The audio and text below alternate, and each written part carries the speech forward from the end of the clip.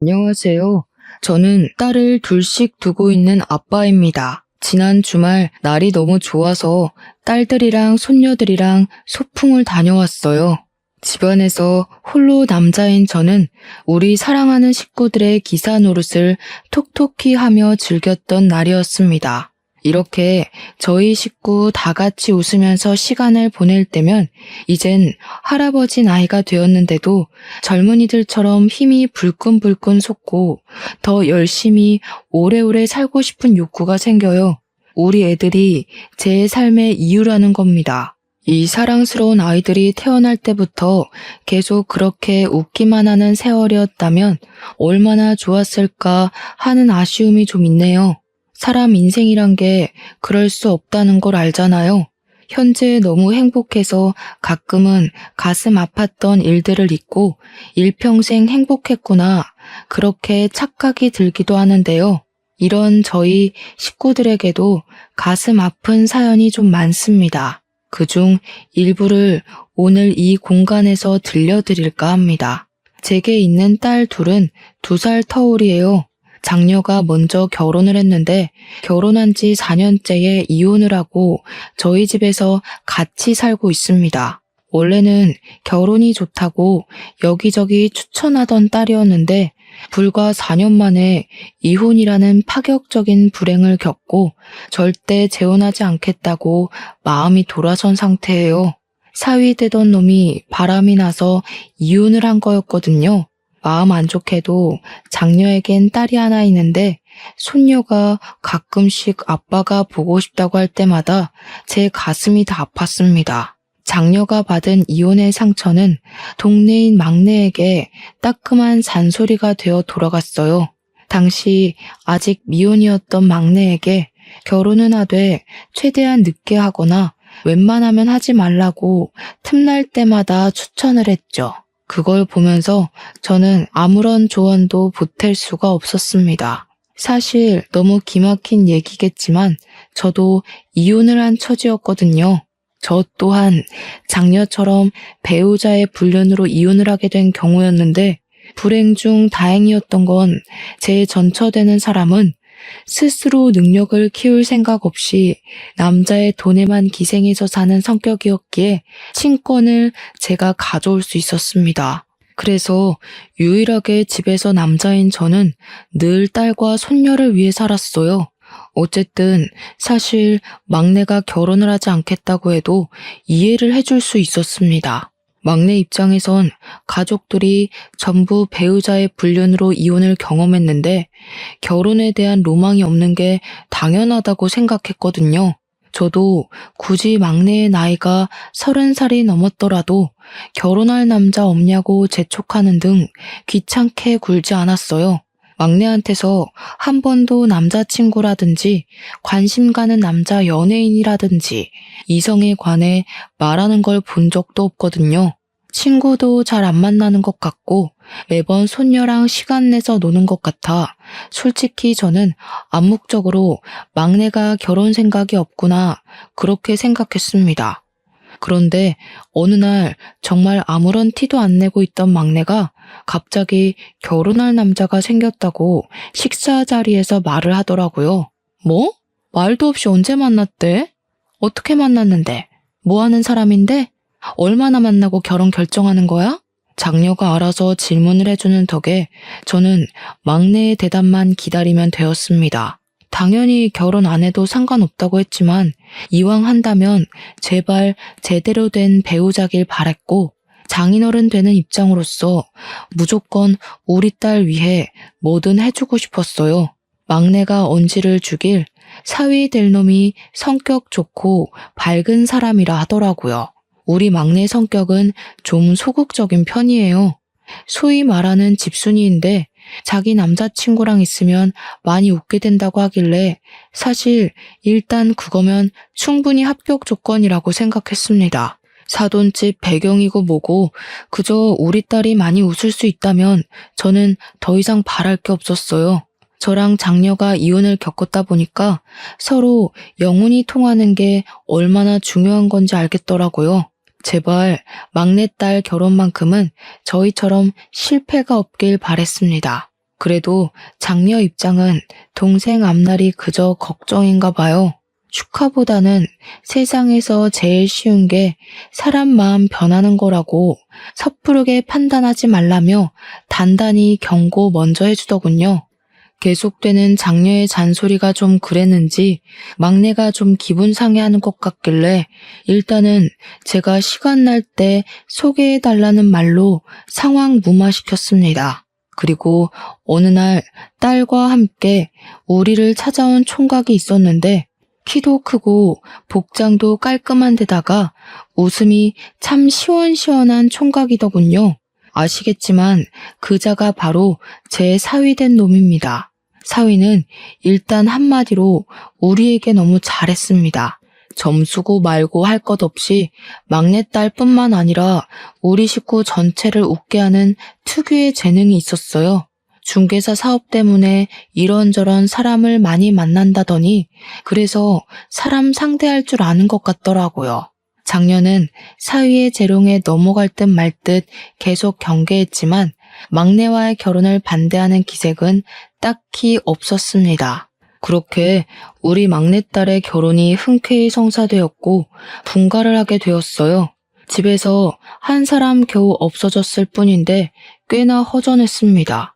그래도 딸이 잘 살길 바래서 저는 여태 모아뒀던 목돈으로 예단비를 두둑하게 챙겨주었고 사위에게 고마운 마음과 우리 딸 잘 부탁한다는 의미로 차도 한 대 사주었어요. 막내는 사위랑 지내면서 성격이 많이 적극적으로 변해갔습니다. 원래 집에 전화를 잘 안 하는 무뚝뚝한 딸이었는데 결혼을 하고 나서는 거의 일주일에 3-4번 안부 전화를 하더군요. 그리고 어느 날 딸이 임신을 하게 되었다는 소식도 전화를 통해 듣게 되었어요.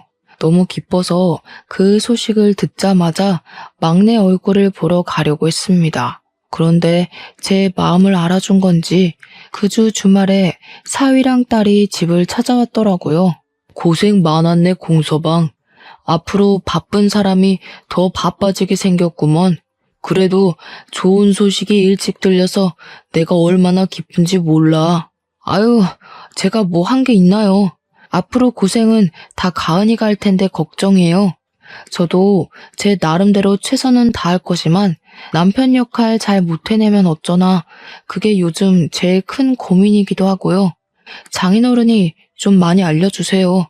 저희 부모님은 먼 지방에 계셔서 도움 청하기도 어렵네요. 당연하지. 앞으로 아빠라고 생각하고 얼마든지 나 찾아와도 돼. 어려워하지 말고 뭐든 필요하면 말만 하고. 사위는 그렇게 유난 떨며 집을 들른 후 별다른 연락이 잘 안 왔습니다. 자주 연락하던 막내도 연락이 뜸하길래 몸이 좀 안 좋은가 걱정이 되었어요.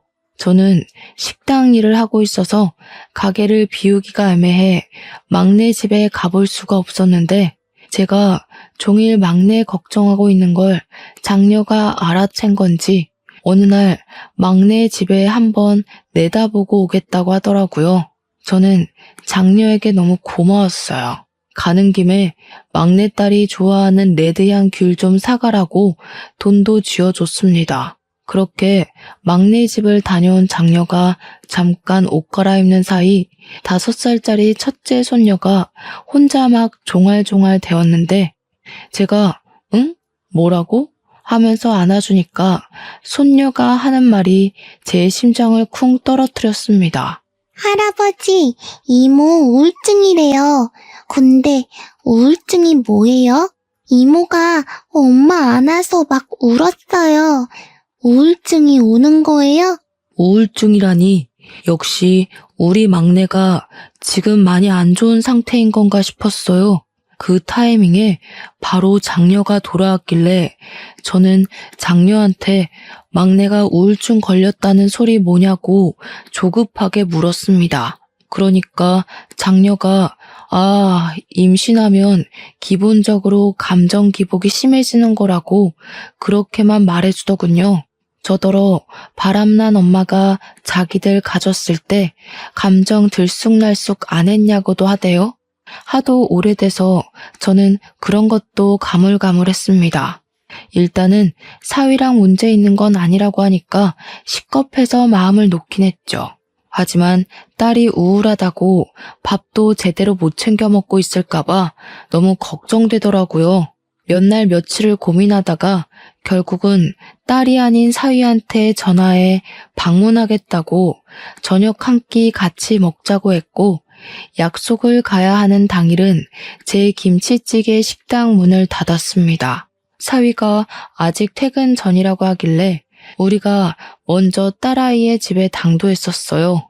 초인종을 누르자 잠시 뒤 막내가 나왔는데, 막내는 생각보다 건강한 모습으로 우릴 반겨주었습니다. 부른 배를 안고 나와 아빠 하면서 보고 싶었다고 먼저 안아주더군요. 그런데 저는 그게 더 걱정되었어요. 사실 우리 막내가 이렇게 애교 부릴 줄 아는 애는 아니거든요. 일이 먼저 애정 표현을 하는 것 보니 많이 힘들긴 한 것 같아서 안쓰러웠습니다. 저는 개인적으로 막내에게 용돈도 챙겨주었어요.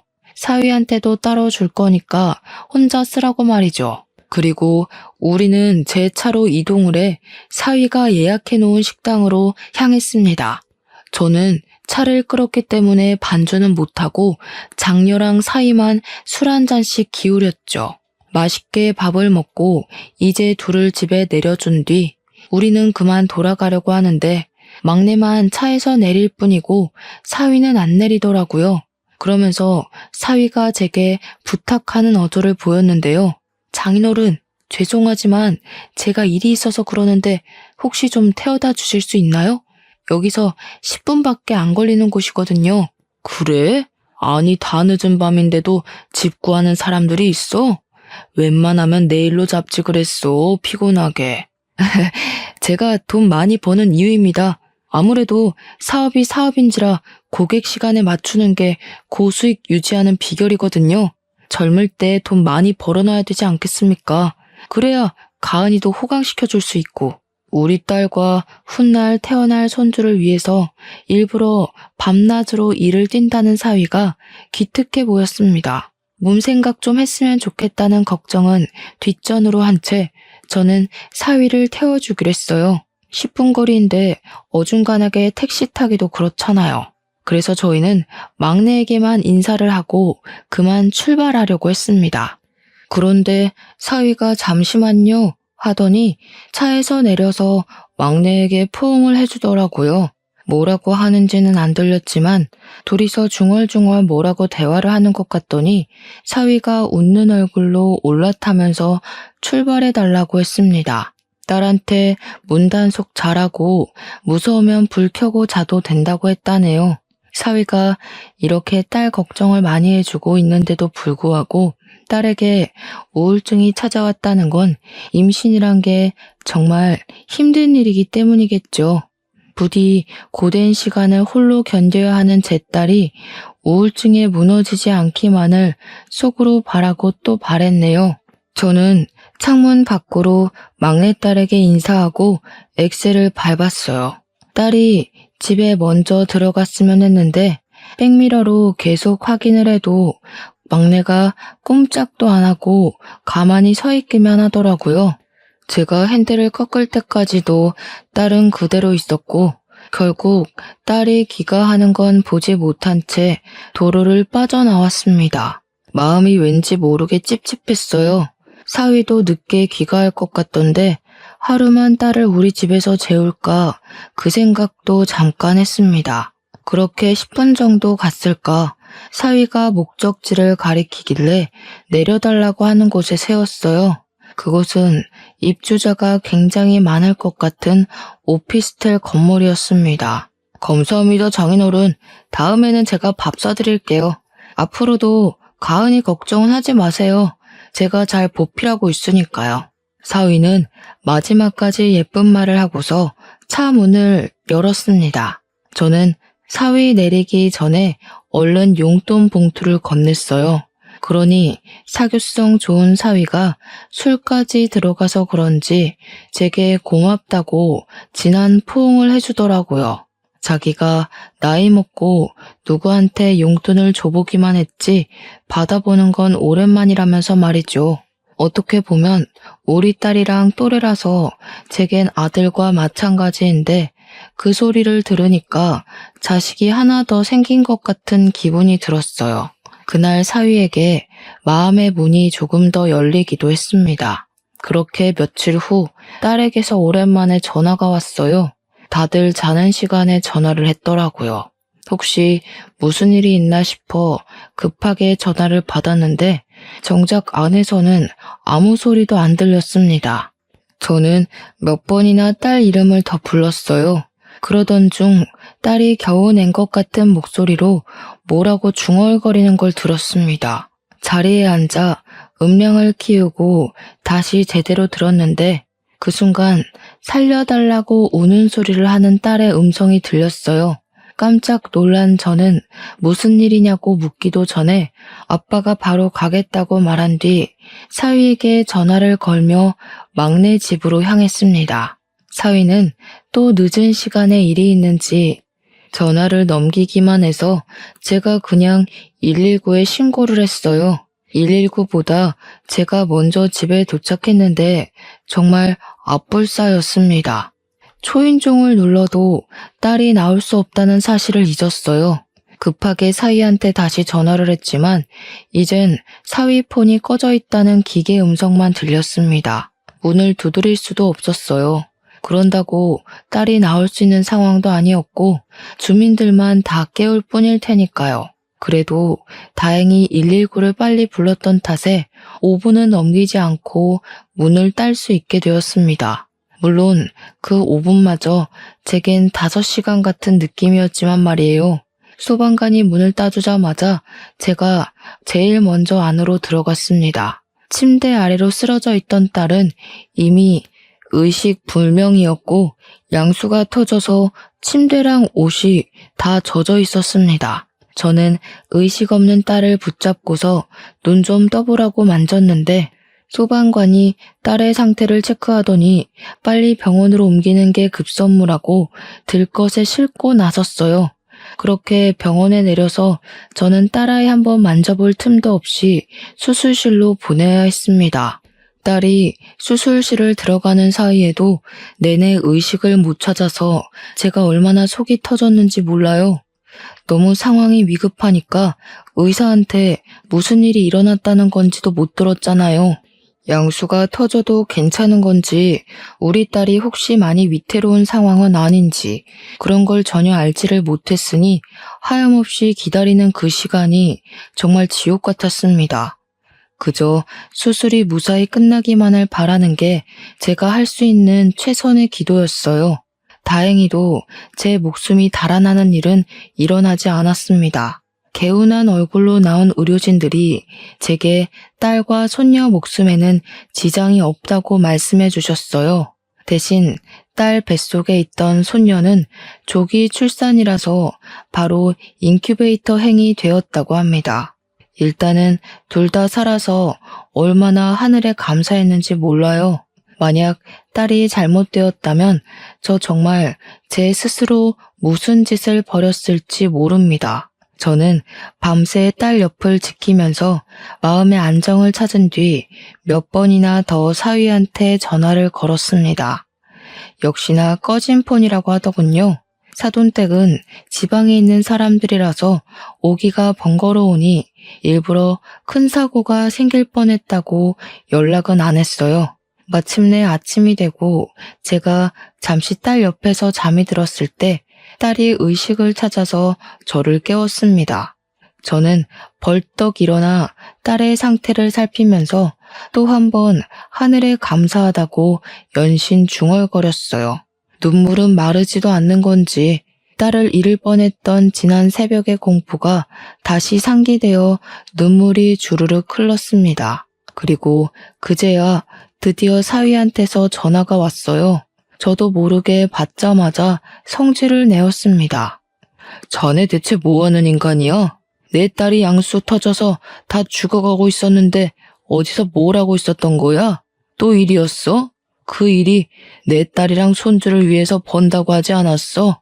근데 이게 뭔가? 자네가 있었다면 더 빨리 병원에 올 수 있었을 거 아니야? 내 딸이 오죽했으면 나한테 전화를 했겠어. 네? 아니, 죄송합니다, 장인어른. 정말 죄송합니다. 어디 병원입니까? 제가 지금 바로 갈게요.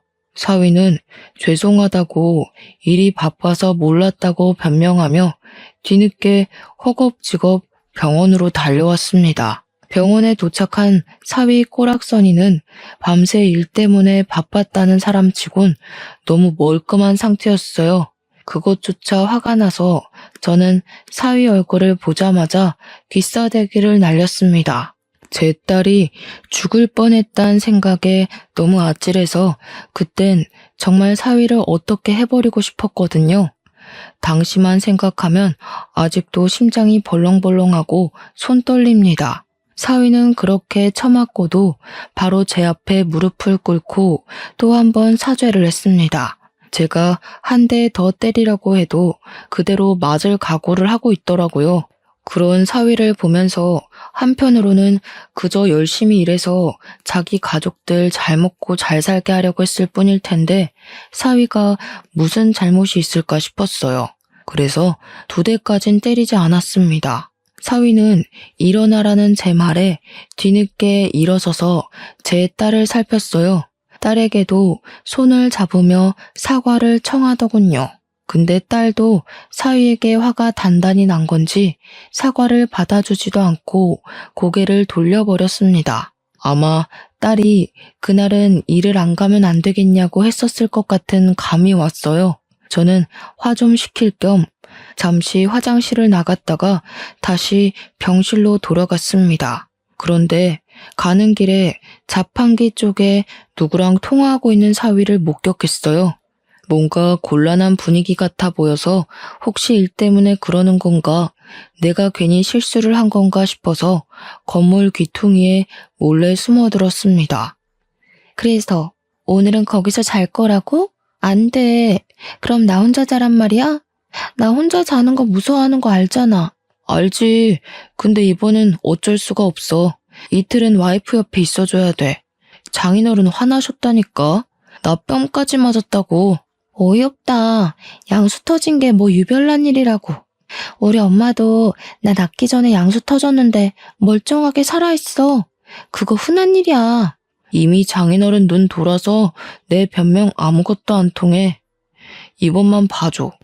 네가 전화 받지 말라고 해서 이사달 난 거잖아. 서러워서 진짜. 거기 딸 낳았다고? 내가 아들 낳아줄 테니까 내 옆에는 태어날 때까지 있어줘야 돼. 알겠지? 명백히 사위의 목소리였습니다. 사위는 우리 막내에게나 보여줬던 목소리로 아주 달큼하게 다른 여자랑 통화하고 있었어요. 믿을 수가 없었습니다. 그동안 우리 딸을 위해서 일하느라 등골 빠지고 있는 중인 줄 알았더니 다른 여자한테 눈 돌리느라 바빴던 거였어요. 화가 치밀어 한 발자국도 떼지 못했더니 통화를 마치고 오는 사위와 그대로 마주쳤습니다. 사위는 악소리를 지르며 혼자 나자빠지더군요. 그 꼴은 도둑이 제발 저려 쫄아있는 모습과 같았습니다. 뭘 그렇게 놀라나? 누가 보면 죄 지은 줄 알겠어. 나 몰래 뭐 허튼 짓이라도 했던 거야? 아니요. 그럴 리가요. 근데 언제 오셨어요? 방금 오신 거예요? 사람 실없기는. 그럼 방금 왔지. 내가 뭐하러 여기 가만히 서 있었겠어? 아까 때린 건 미안했네. 내가 너무 흥분해서 그랬던 거니까 자네가 이해해줘. 분명 충격적이고 놀랄 일이었지만 일단은 사위의 불륜을 당장 아는 체를 하면 안 될 것 같아 더 너털하게 웃어 보였습니다. 사위는 저를 경계하는 것 같다가도 제가 우리 딸 좀 잘 부탁한다고 손을 잡아주니 금방 본래 가면으로 돌아오더군요. 사위는 바로 우리 딸 곁을 지키러 자리를 뜨고 저는 그 가식적인 모습에 너무 열이 받아서 사위 나가자마자 표정 싹 바꾸고 어딘가로 전화를 걸었습니다. 과거에 제 이혼과 장녀 이혼 상담을 맡아줬던 변호사에게 연락했어요. 이혼 전문 변호사에게 이혼 사건으로 3번이나 의뢰를 하는 건 사실 정말 창피한 일이라고 생각을 하는데요. 덕분에 변호사란 귀한 인맥을 얻지 않았나 싶긴 하네요. 그 변호사도 변호사 되고 제가 첫 의뢰였다고 하더라고요. 제 이혼건을 담당했을 땐 생초짜였는데 장녀 이혼건에서는 제법 신입의 티를 벗었었고 이번에 막내 건으로 연락했을 땐 아주 장성한 변호사 팀장으로 성장했더라고요. 어떻게 보면 참 아픈 인맥이지만 그래도 저와 장녀를 대차게 승소시켜준 변호사이기에 저와 잘 지내고 있는 사이였습니다. 아직도 그 변호사에게는 고마워서 제가 변호사님이 가게로 오면 음식을 공짜로 대접하기도 했죠. 우선 간단한 안부를 주고받은 다음 저는 바로 막내 사정의 사실을 알렸고 변호사는 제게 이것저것 조언을 해주었습니다. 저는 사위가 불륜이라는 것이 정확하게 드러나면 뒤도 안 돌아보고 당장 이혼시킬 생각이었어요. 변호사가 알려주길 2번이나 이혼 소송을 해보셔서 잘 아시겠지만 일단 무조건 증거를 많이 확보해야 한다고 하더군요. 그 뒤로 저는 식당을 장녀에게 맡기고 손녀가 어린이집을 간 시간만 자리를 비워서 사위를 미행했습니다. 사위랑 막내 사는 신혼집은 1층이 부동산 사무실이고 2층이 자가인 집인데요. 사위는 출근을 1층으로 해서 서류를 진행했고 미팅이 있으면 외출하는 듯 했는데 외출이 절반 이상이었어요. 그래서 사실상 사위의 공간을 침범하는 데는 어렵지 않았습니다. 그리고 사위가 외출하는 시간을 며칠간 지켜보면서 어느 시간대에 밖을 나서고 움직이는지 파악했습니다. 우선 막내딸에게 먼저 찾아갔는데 막내는 자기 딸을 재운 후 겨우 잠들어 있었습니다. 그리고 저는 막내에게 제가 알고 있는 사실들을 솔직하게 물어봤어요. 그렇잖아도 위태롭던 막내딸은 제가 묻자마자 얼굴이 일그러지며 눈물을 터뜨리더군요. 이놈 새끼가 이런 쓰레기짓 하고 다녔는데 왜 말 안 했어? 아빠한테 진작 말했어야지. 아빠는 네가 이렇게 힘들게 지내는 줄도 모르고 밑 빠진 독에 물이나 붓고 있었으니 가족이 있는데 왜 이걸 너 혼자 참고 있었어? 남편이 이거 고자질하면 친정까지 손봐줄 거라고 협박하잖아. 남편 돈 많은 거 알지? 그러다 나 때문에 아빠 식당 손해가면 어떡해? 우리 딸도 지켜야 되고 내가 할 수 있는 게 없었어. 보니까 막내는 사위에게 협박당하면서 불륜을 강제로 숨겨주고 있었던 듯 했습니다. 너무 속상했어요. 이혼을 해본 사람 입장으로서 막내의 마음을 이해하지만 제가 충분히 힘이 되어 줄 수 있는데 막내가 오히려 저를 걱정해 줬더라고요. 좀 더 벌이가 괜찮아서 시위 같은 놈 쉽게 짓누를 수 있는 힘이 있었다면 막내가 저에게 과감히 기대었을까 문득 제 신세를 후회하기도 했습니다. 그렇다고 돈으로만 그 썩을 놈을 해결할 수 있는 건 아니잖아요. 돈이 있었다면 빙빙 둘러가지 않고 손쉽게 처리할 수 있었겠지만 빙빙 둘러가야 하는 만큼 더 고통스럽게 망하게 하겠다고 결심을 했어요. 저는 막내에게 사위랑 대화할 때마다 녹음하라고 그럼 내가 다 알아서 해주겠다고 일러뒀죠. 불쌍한 우리 막내딸. 저한테 잘 사는 모습 보여주려고 했는데 그저 미안하다고 울기만 하더군요. 좀 소극적이고 무뚝뚝하더라도 나쁜 소리 한 번 안 해보고 산 착한 딸인데 그런 내 딸에게 이런 고충을 겪게 한 사위를 절대 용서하는 일은 없어야겠다고 다시 한번 마음을 다잡았습니다. 그 상놈 새끼 때문에 내 딸이 매일 눈물 흘렸을 걸 생각하니 저는 참고 참았던 부하가 치밀어 올라 눈에 뵈는 게 없어졌어요. 저는 딸에게 1층까지 딸 수 있는 마스터키를 받아서 내려갔고 사위가 오기 전에 사무실을 열고 들어갔습니다. 단 한 번도 도둑놈처럼 자물쇠를 따고 누군가의 공간을 침입한 적이 없었는데 이 세상이 더러운 놈에게는 더러운 방법으로 접근해줘야만 속 시원하다고 하는 것 같더라고요. 그렇게 몰래 침입한 사무실을 뒤졌는데 황당하게도 제가 뒤적거릴 필요도 없이 손쉽게 불륜 증거물을 찾을 수 있었습니다. 제 딸 말이 남편은 일적인 공간을 침해받는 걸 안 좋아해서 한 번도 1층에 내려가 본 적 없다고 하더군요. 그래서 그런지 사위 사무실은 그야말로 내 딸이 모르는 여자의 흔적이 덕지덕지 묻어 있었어요. 그냥 휴대폰 렌즈를 들이미는 곳마다 증거물이 쏟아졌어요. 속옷이나 머리카락, 여자 화장품, 같이 찍은 사진까지 아주 불륜 창고 그 자체라고 해도 과언이 아니었죠. 사진 찍다가 또 한 번 성질이 난 저는 주변 물건들을 죄다 바닥에 던져버렸습니다. 그리곤 딱 봐도 제 딸은 바르지 않는 색깔의 립스틱을 들고서 사위 컴퓨터 모니터에 글씨를 썼었어요.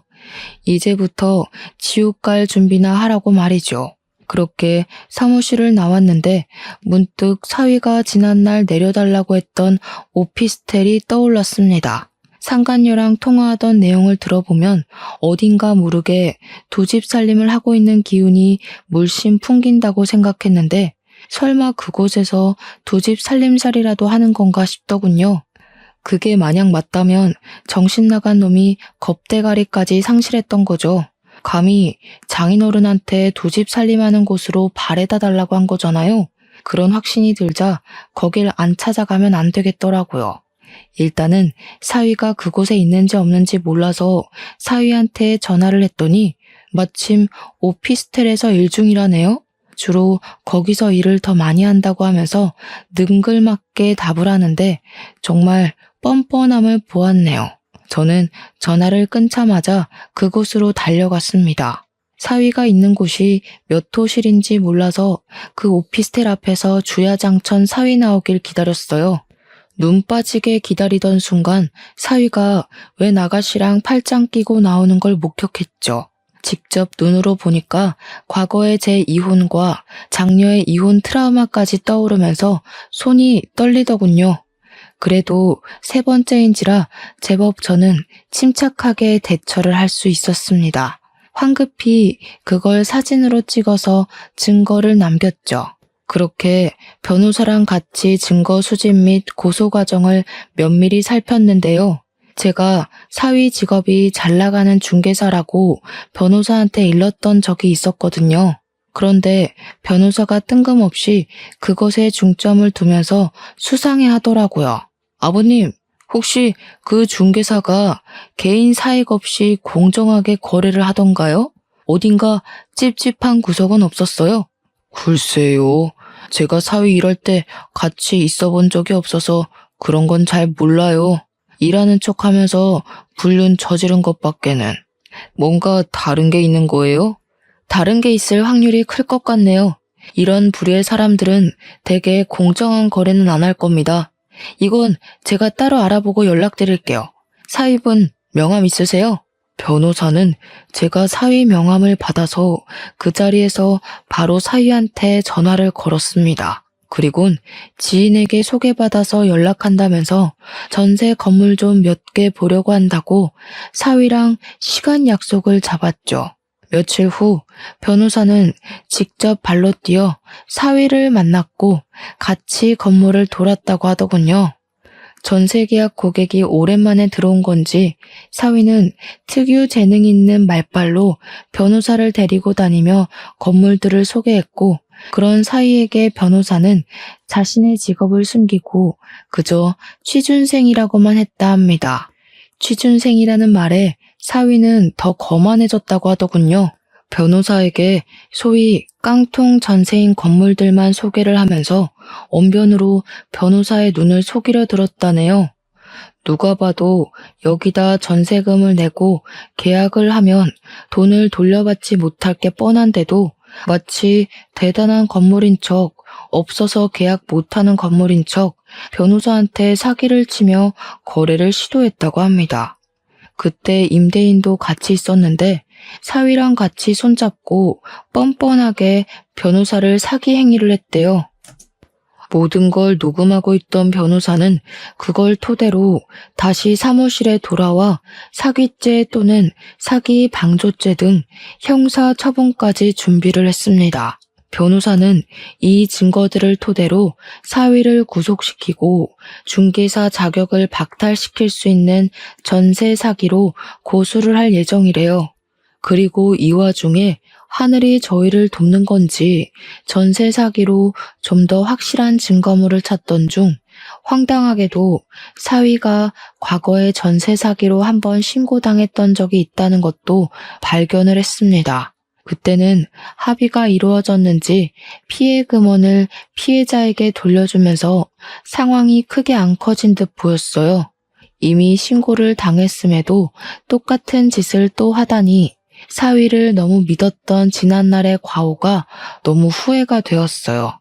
당연히 저는 사위와 합의를 볼 생각이 없었습니다. 변호사도 이런 상습적인 놈에게는 합의로 넘어가주면 안 된다면서 분명 신고당한 것 말고도 여러 번 사기를 저질렀는데 안 걸리고 있는 놈일 거라고 추측하더군요. 만약 이게 사기 혐의가 인정되면 10년 이하의 징역에 처해진다고 하는데 변호사가 사위는 상습 사기라서 아마 형량이 그 정도는 확정일 것 같다고 해줬어요. 역시 전문가의 눈과 손은 달라서 감탄했습니다. 저는 사위의 밥줄까지 끊을 수 있는 방법이 생기자 마치 속이 뻥 뚫린 것처럼 벌써 후련했어요. 이렇게 모든 준비를 끝내놓고 며칠 후 딸에게 전화를 했습니다. 딸도 제게 그간 사위랑 했었던 대화를 착실하게 녹취해서 저한테 보내주었어요. 녹취 속의 사위는 제 앞에서 보이던 목소리와는 확연히 달랐고 딸을 모욕하는 말과 상간녀를 두둔하는 발언을 거침없이 행하고 있었습니다. 제가 없는 그 잠깐 사이에 딸에게 이런 파렴치한 짓을 더 저질렀다는 것에 정말 정신을 놓고 싶더군요. 하지만 저는 사위를 더 괴롭게 만들 준비를 충분히 하였고 그것들은 100% 승소가 가능한 소송들이었으니 위안을 받았어요. 또 변호사가 제 딸이 사위한테 받은 정신적 손해도 배상 청구가 가능하다고 했어요. 사위의 꼼꼼하지 못한 부정행위들 덕분에 다행히 위자료는 자꾸만 치솟았습니다. 그렇게 저는 사위를 찾아갔는데 갈 때는 변호사와 경찰까지 대동해서 찾아갔어요. 사위가 또 오피스텔에 있다고 했습니다. 사실 그 앞에 가서 경찰들이 잠복을 하고 있었거든요. 저는 사위에게 줄 것이 있다고 잠깐 내려오라 했습니다. 사위는 제가 왔다는 소리에 놀라서 건물 밖으로 튀어나왔어요. 그리고 저는 지난날 그랬던 것처럼 사위를 보자마자 주먹을 날려버렸죠. 진작에 사기꾼 새끼라는 걸 알아봤어야 하는 건데 내 딸이 좋다고 해서 그저 합격이라 봐줬건만. 앞으로 깜빵에서 10년 썩을 준비나 해라. 어떻게 할 짓이 없어서 짐승만도 못한 짓들만 골라서 하며 살았냐? 무슨 소리를 하시는 거예요? 일하느라 바쁜 사람 불러놓고 다짜고짜 폭력이라뇨?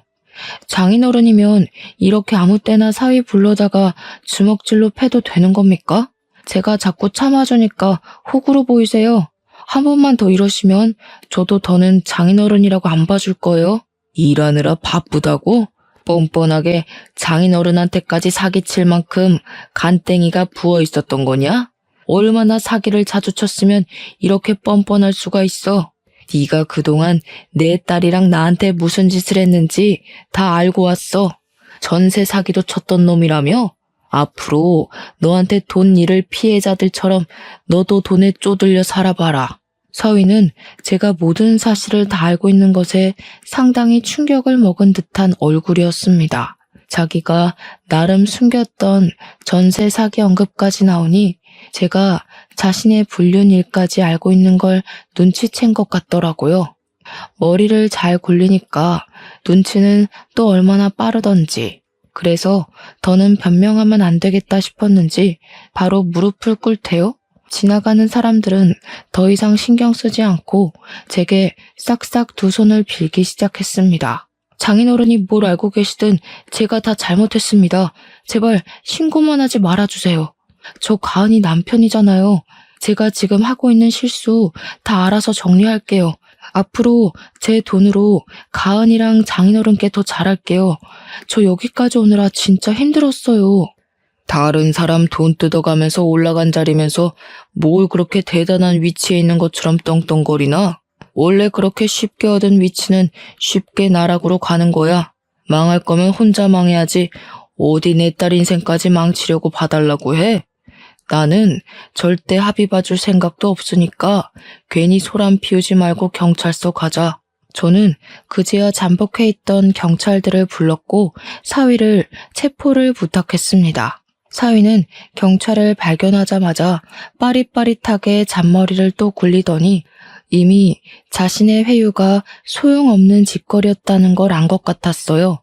갑자기 벌떡 일어나더니 도망을 치더라고요.